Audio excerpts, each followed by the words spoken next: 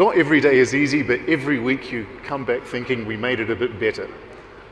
It is absolutely the most exciting job in aviation. It has so much potential, and talking to all of my industry colleagues at IATA, I suspect that even some of the ones that run the biggest airlines in the world are a little bit envious about the opportunity, the challenge, the ambition, just the sheer energy of what is happening at Air India, but also Indian aviation and India more broadly.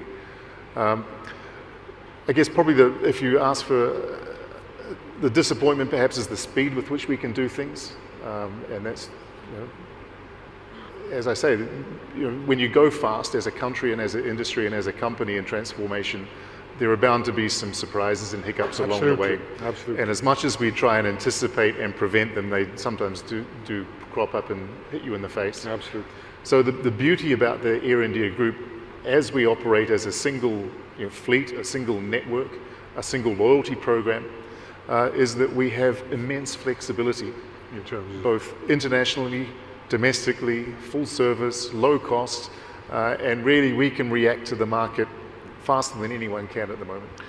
And as we consolidate into 2 AOCs and then we operate the group as one, we can reduce a lot of that duplication, but also we can extract efficiencies. There's group level functions like HR, finance, IT, engineering, even network design that can be done centrally. Internal order, all of those corporate functions can be largely done centrally. So there's a lot of efficiencies and a lot of synergies that can be extracted there. Likewise, establishing our own line maintenance. Previously that has been outsourced. As a consequence of the licenses and capabilities of the 4 airlines, we can now insource that and do it much more efficiently. There are a couple of things that we really need to focus on. So if we look at where we remain cost uncompetitive, it is maintenance costs, it's ground handling. We have a plan of attack for both of those. And then, of course, we are building for an airline that is going to be 3 times the size as we were a year ago. Right. And so we have to invest in capability and capacity ahead of that capacity coming in. And so our employee costs per unit are a little bit high now, but we will grow into that. And that's the nature of the beast when you're transforming and growing so aggressively. It doesn't all happen in a smooth line. Well, absolutely there's a design in place, and I think we've quite publicly said that we aspire to be a hub carrier, and that we won't just have one hub. We'll have 3. We've acknowledged, obviously, Delhi's already, Mumbai will grow, and Bangalore we've committed to, including with the addition of a Bangalore-London coming up in a couple of months. India is blessed with huge 3rd, 4th freedom traffic. There's very few markets in the world that are as blessed as we are.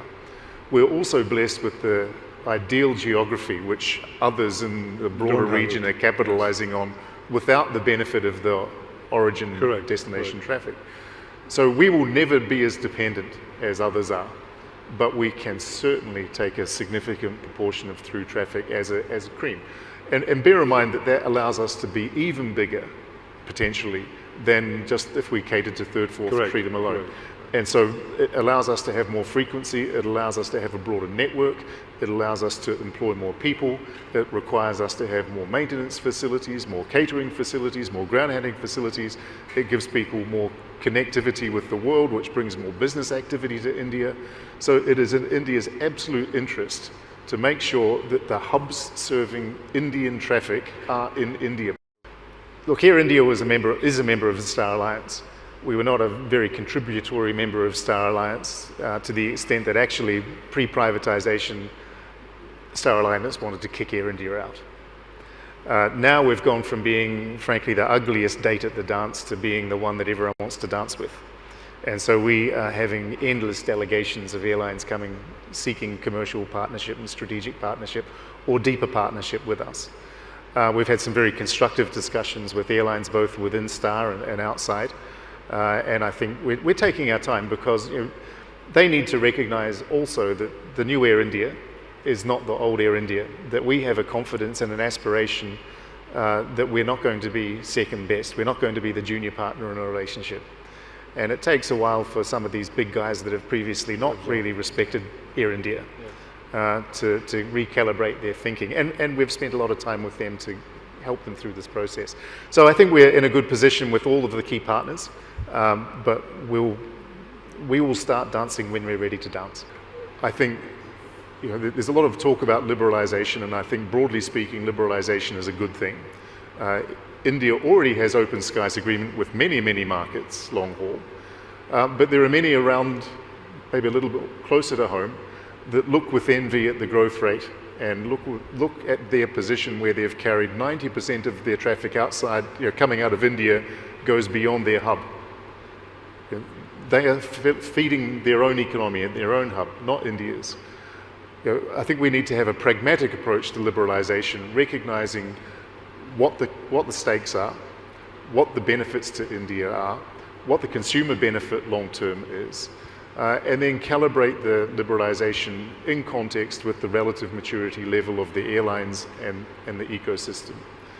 So when we talk about liberalization and opening up, I think we need to be very clear about who is opening up what to whom and what the relative benefit is.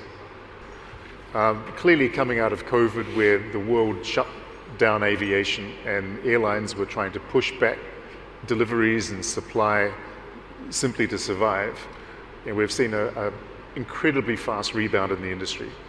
And so it's understandable that it takes a while to crank the machine back up.